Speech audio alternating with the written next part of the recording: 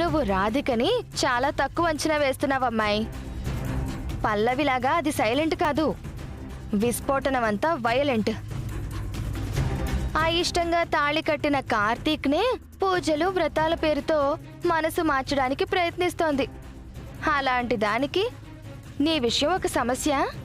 కార్తీక్తో దాని మూడుముళ్ల బంధం బలపడ్డానికి, దాని కాపురం నిండు నూరేళ్లు చల్లగా సాగిపోవాలని ఈ వరలక్ష్మి వ్రతం చేస్తుంది కదా.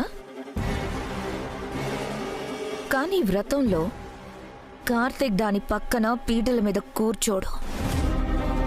అది వరలక్ష్మి వ్రతం పూర్తి చేయదు. వ్రతం మధ్యలోనే ఆగిపోతుంది.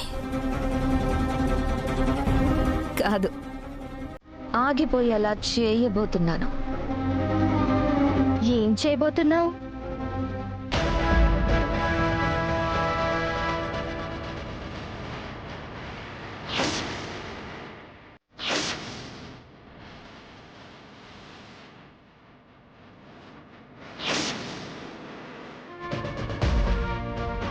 అబ్బబ్బబ్బబ్బబ్బా, నువ్వు సూపరో సూపరు. పిచ్చెక్కిపోయే ప్లాన్ వేసావు కదా. ఇక ఈ వరలక్ష్మి వ్రతం గోవిందో గోవింద. నా మొగుడిని పిలిపించి నాకు షాక్ ఇచ్చానని అనుకుంటున్నావు కదా. కానీ వరలక్ష్మి వ్రతం ఆగిపోయేలా చేసి నీకు కన్నీటిని వ్రత ఫలితంగా ఇవ్వబోతున్నాను. పిచ్చిదాన్లో ఏడవడానికి రెడీగా ఉండవే. ఓం శ్రీమన్మహాగణాధిపతయే నమః. మహాలక్ష్మీదేవతాభ్యో నమో నమః. వరలక్ష్మీదేవతాయై నమో నమః. అక్షతాన్ సమర్పయామి, ప్రార్థన నమస్కారాన్ సమర్పయామి.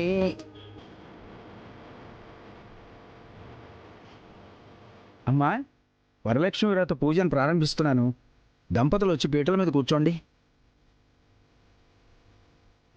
కార్తీక్, రాధిక కూర్చోండి.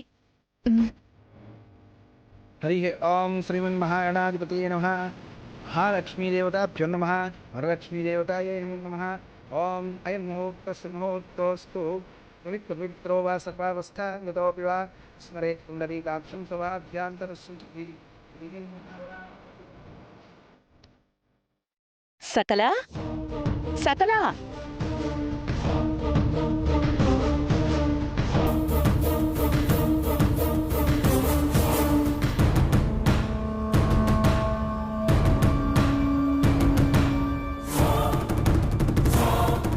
అల్లుడు గారు, నువ్వు పీటల మీద కూర్చోండి.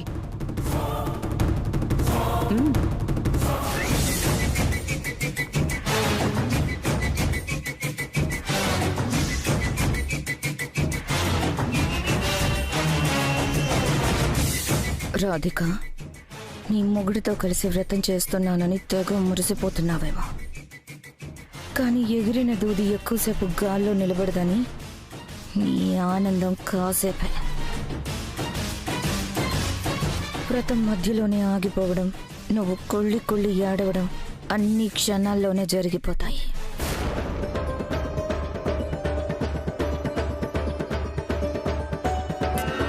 వెళ్ళు.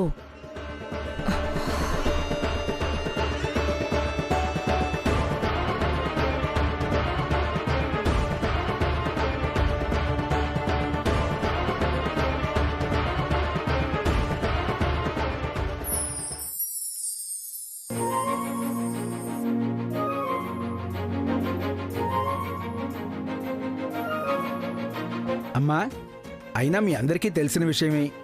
అయినా కలశ నియమాల గురించి మరొకసారి చెప్తాను, శ్రద్ధగా ఆచరించండి. పరమాత్మ విశ్వరూపానికి ప్రతినిధిగా వ్రతంలో కలశాన్ని స్థాపించుకుంటాం. ఈ కలశంలో ముక్కోటి దేవతలు కొలువై ఉంటారు. అఖిలాండ కోటి బ్రహ్మాండాలకి ప్రతీక ఈ కలశం. అంతటి మహిమ కలిగిన ఈ కలశాన్ని రేపు మాత్రమే కదపాలి.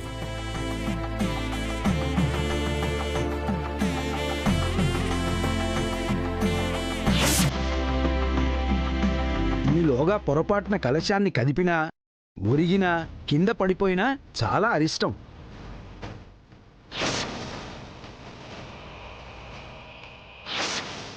మీకు వ్రతఫలం దక్కకపోగా లేనిపోని అనర్థాలన్నీ చోటు చేసుకుంటాయి. అశుభాలు జరిగే ప్రమాదం కూడా ఉంది. అందుకని కలశం విషయంలో నియమనిష్టలతో చాలా జాగ్రత్తగా ఉండండమ్మా, సరేనా? అలాగే పంతులు గారు.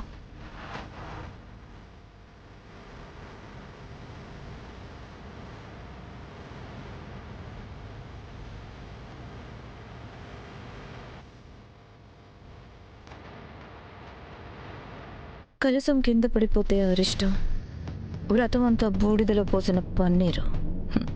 బాగుంది. ఈ మాటలు చెవులకు చాలా హాయిగా ఉన్నాయి. సో వ్రతం అయిపోయే వరకు ఎందుకు, వ్రతం మధ్యలోనే కలసాన్ని పడేద్దాం. అసలు వ్రతమే జరగకుండా ఆపేద్దాం.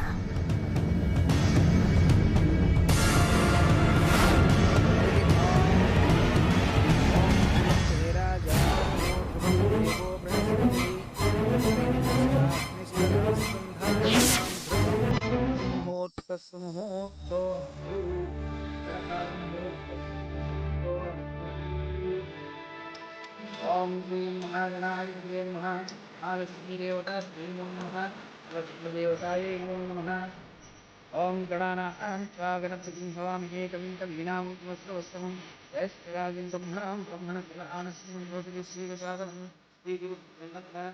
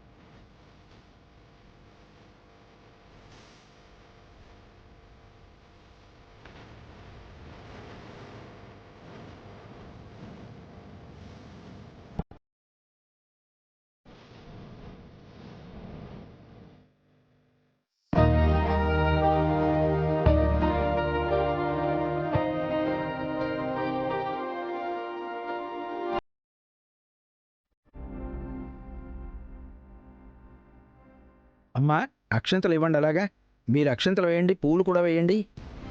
హరి ఓం మహాలక్ష్మీ దేవత ఏ నమో నమః. వరలక్ష్మీ దేవత ఏ నమో నమః.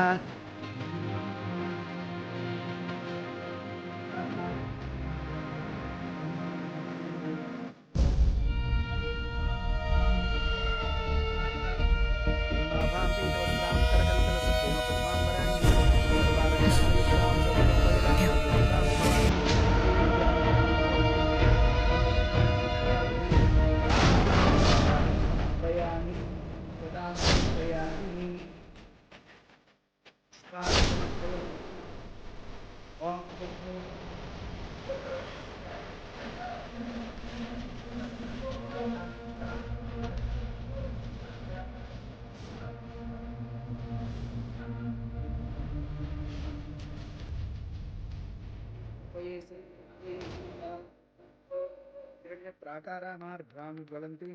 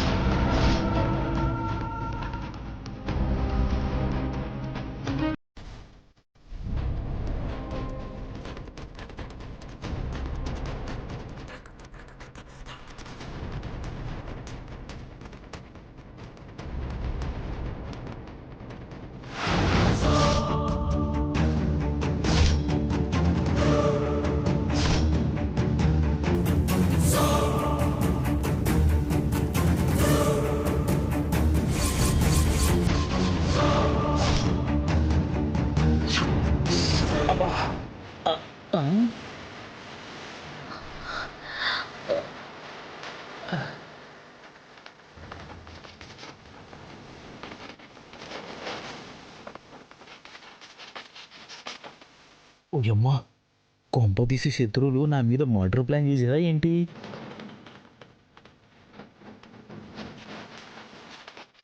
సరిగ్గా చూసి కొద్ది చావు.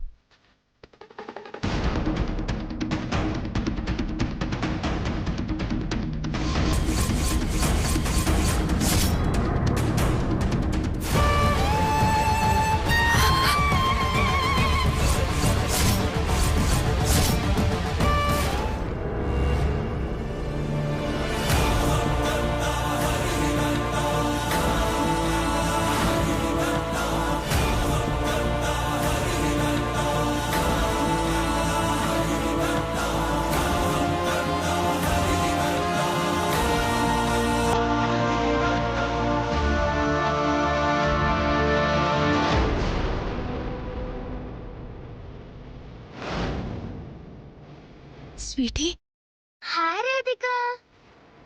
Hi bad police. హాయ్ చిచ్చర్ పిడుగు.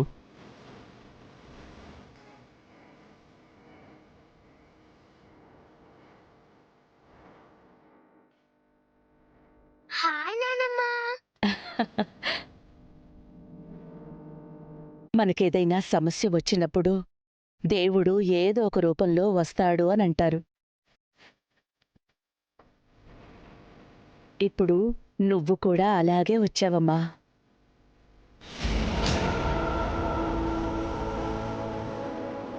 ఈ కలసం పడిపోయుంటే చాలా అరిష్టం, అశుభం జరుగుండేది.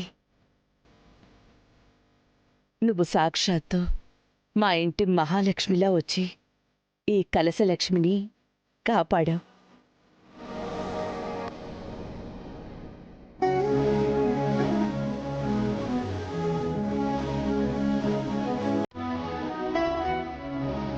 ఏ చిచ్చర్ పిడుగు, పిల్లరా.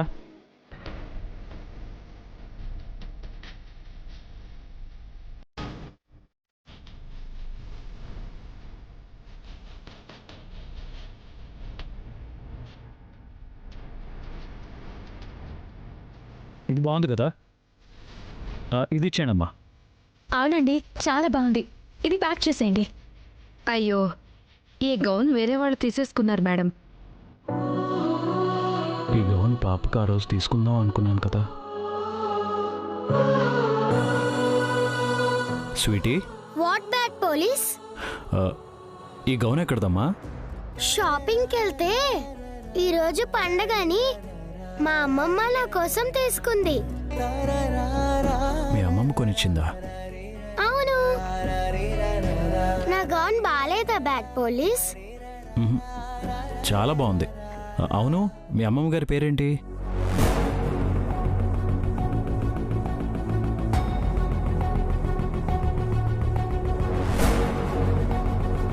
మా అమ్మమ్మ పేరు చెప్తే మళ్ళీ వీళ్ళు ఏమైనా అంటారా? మళ్ళీ మా అమ్మమ్మ తిడుతుందేమో. నిన్నేనమ్మా. మీ అమ్మమ్మ గారి పేరేంటి? మా అమ్మమ్మ గారి పేరేంటంటే అయ్యా, ముహూర్తం దాటిపోతోంది. అందరూ కలశానికి నమస్కారం చేసుకోండి.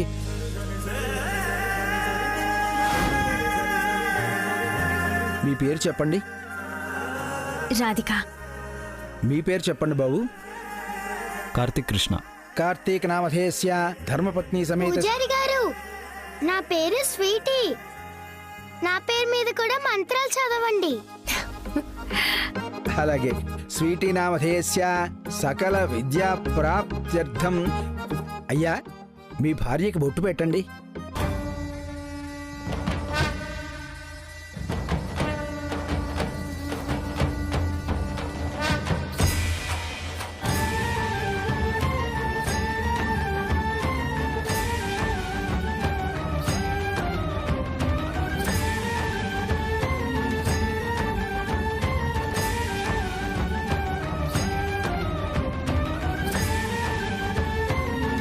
బాబు, మీరు కూడా.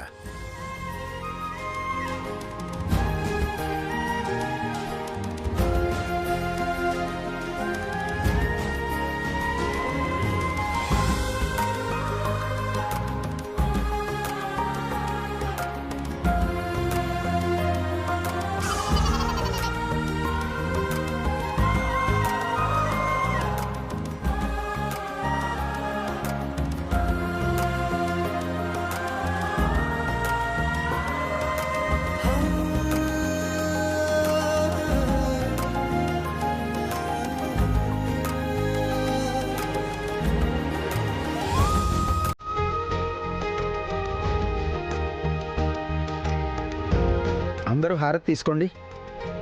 ఓం ఆపదానందాతారం లోకాభిరామం శ్రీరామ్ భూయో భూయో నమామ్యహం. మీరు కూడా హారతి తీసుకోండి అమ్మా.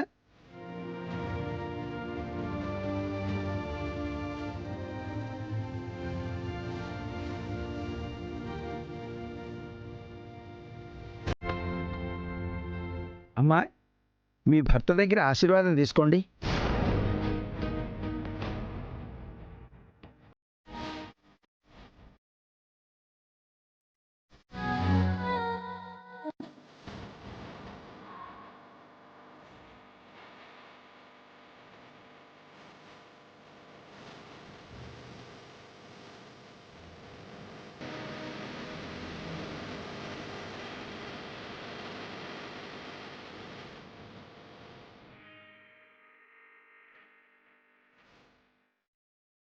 సకల, మీ ఆయన దగ్గర ఆశీర్వాదం తీసుకో.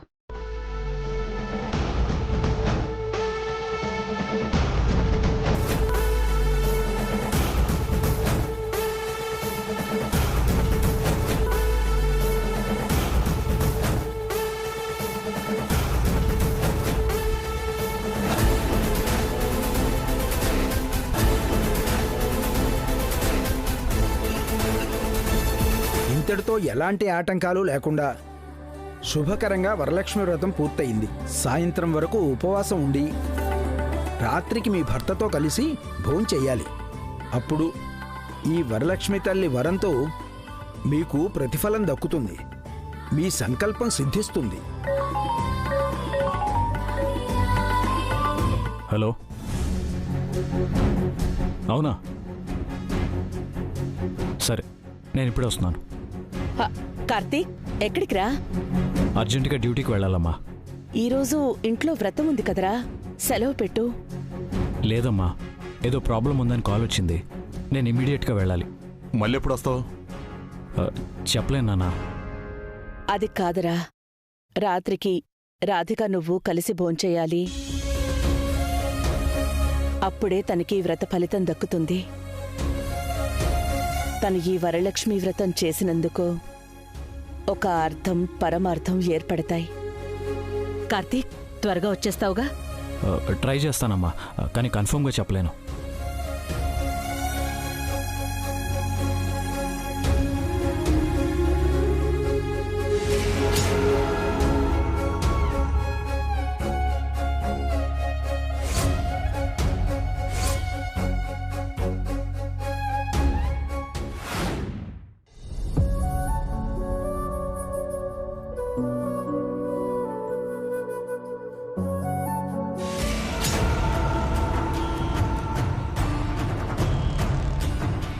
అయ్యో, ఏం రాధిక, రూమ్లో గడియ పెట్టుకుని కుమిలి కుమిలి ఆడవడానికి వెళ్తున్నావా? పాపం, నీకెంత కష్టం వచ్చింది రాధిక. మైండ్ సరిగా పనిచేస్తుందా లేదంటే షాక్ కొట్టిందా? తిక్కతిక్కగా మాట్లాడుతున్నావు. గుండెల్లో బాధ, కళ్ళల్లో నీళ్లు తన్నుకొస్తున్నాయని నాకు బాగా తెలుసు రాధిక. బయట పెడితే నా దగ్గర లోకువైపోతావని బిల్డప్ ఇస్తున్నావని కూడా తెలుసు. పిచ్చా నీకేమన్నా? అయినా నాకేడవలసిన అవసరం ఏంటి? ఏంటి కవరింగా? వరలక్ష్మి వ్రతం చేస్తే నిండు నూరేళ్ల సౌభాగ్యం వరంగా లభిస్తుందని, నీ భర్త మనసు మారి నిన్ను భారీగా అంగీకరిస్తాడని, నీ కాపురం దీపావళి పండుగలా వెలిగిపోతుందని తెగ కలలు కన్నావు. కానీ నీతో కలిసి భోంచేయకుండానే కార్తీక్ వెళ్ళిపోతుంటే కన్నీళ్లు కాకపోతే కలలొస్తాయా? పాపం, నీ అమాయకత్వానికి నిజంగా జాలేస్తుంది సకల. ఆయన నాతో కలిసి భోజనం చేయాల్సింది సాయంత్రం. కానీ నువ్వు భోంచేస్తూ ఆయన మధ్యలోనే వెళ్ళిపోయినట్టు, నా వ్రతఫలం అంతా భగ్నమైనట్టు నువ్వు అప్పుడే ఏదేదో ఊహించుకుని పగటి కలలు కంటున్నావు. నేను కాదు, నువ్వు పగటి కలలు కంటున్నావు. అవును, నువ్వు ఉపవాసం విడిచే టైంకి కార్తీక్ వస్తాడని, నీతో కలిసి ఖచ్చితంగా భోంచేస్తాడని, నీకు తప్పకుండా వరలక్ష్మి వ్రత ఫలం దక్కుతుందని నువ్వు భ్రమలో బ్రతుకుతున్నావు. భ్రమ కాదు, జరగబోయేది అదే. కంగారెందుకు? నువ్వే కళ్ళారా చూస్తావు కదా. ఏంటి చూసేది? కళ్ళ ఇప్పుడు వెళ్తున్న కార్తీక్ ఇంటికి ఎప్పుడు వస్తాడో తెలీదు. ఒకవేళ వచ్చినా నీతో కలిసి భోంచేయడానికి ఒప్పుకుంటాడన్న గ్యారెంటీ కూడా లేదు.